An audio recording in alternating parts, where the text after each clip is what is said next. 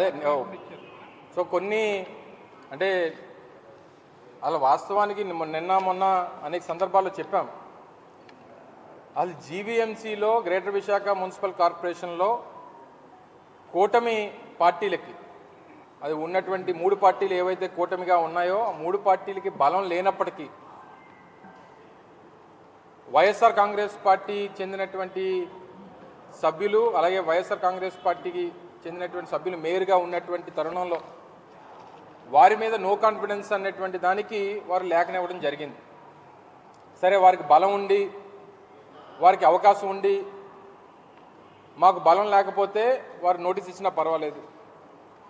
వైఎస్ఆర్ కాంగ్రెస్ పార్టీకి బలం ఉన్నా సరే వారు నోటీసులు ఇచ్చారంటే ఏ ఉద్దేశంతో ఇచ్చారనేటువంటి దాని మీద అనేక సందర్భాల్లో దీని మీద మాట్లాడాం. ఏ రకంగా బెదిరింపులు చేస్తూ ఉన్నారు, ఏ రకంగా దౌర్జన్యం చేస్తూ ఉన్నారు, ఏ రకంగా వారిని ప్రలోభ పెడతా ఉన్నారు అనేటువంటి విషయాలు కూడా మాట్లాడాం. తీరా నిన్న కలెక్టర్ గారు 4 రోజుల క్రితం డేట్ కూడా అనౌన్స్ చేశారు. రేపు ఏప్రిల్ 19వ తారీఖు ఉదయం 11 గంటలకి మేయర్ గారి మీద ఇచ్చినటువంటి అవిశ్వాస తీర్మానానికి అవిశ్వాసానికి ఆ రోజు ఎన్నిక ఉంటుందనేటువంటి విషయాన్ని వారు తెలియజేయడం జరిగింది.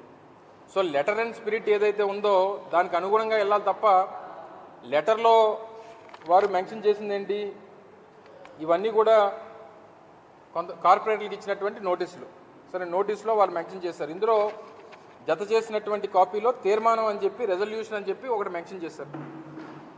మహావిశాఖపట్నం నగరపాలక సంస్థ కౌన్సిల్ మేయర్ శ్రీ గొలగాని హరివెంకట కుమారిపై అవిశ్వాసం ప్రకటిస్తుంది అనేటువంటిది వాళ్ళు పొందుపరిచినటువంటి అంశం. మహావిశాఖ నగరపాలక సంస్థ మేయర్ హరివెంకట కుమారి గారి మీద అవిశ్వాసం ప్రకటించట్లేదు. మహావిశాఖ నగరపాలక సంస్థ అంటే 98 మంది సభ్యులు వస్తారు, అందులో మిగిలినటువంటి 13 మంది ఎక్స్ ఆఫీషియో మెంబర్స్ కూడా వస్తారు. కానీ లేఖ ఇచ్చింది ఎంతమంది? మీరేమో ఇచ్చినటువంటి ఫ్రంట్ నోటీసులోనేమో 58 మంది ఆవిడ మీద అవిశ్వాస తీర్మానం పెడుతూ సంతకాలు పెట్టారని చెప్పి ఇచ్చారు.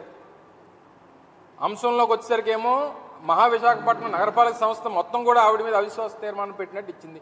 సో ఈ రకమైనటువంటి కన్ఫ్యూజన్స్ని అది మరి కలెక్టర్ గారు సరిచేయాలో లేకపోతే లేఖలు ఇచ్చినటువంటి నోటీసులు ఇచ్చినటువంటి అధికారులు సరిచేయాలో ఈ రకమైనటువంటి కన్ఫ్యూజన్స్ ఉన్నాయి. సరే, ఏ కన్ఫ్యూజన్స్ ఉన్నా వాళ్ళు ఏ రకంగా లెటర్ ఇచ్చినా ఏ రకంగా వాళ్ళకి నచ్చినటువంటి నోటీసులు ఇచ్చినా చివరికి 19వ తారీఖున ఎన్నిక జరగాల్సిందే. ఎన్నిక జరిగినప్పుడు వాళ్ళకి 2/3 మెజారిటీ వరకు ఉంటే వారు అవిశ్వాసం అనేటువంటిది నెగ్గుతారు. 2/3 మెజారిటీ లేకపోతే అవిశ్వాసం వీగిపోతుంది. వారికి అవసరమైనటువంటి నెంబర్స్ లేవు, మాకు కావాల్సినటువంటి బలం మాకుంది.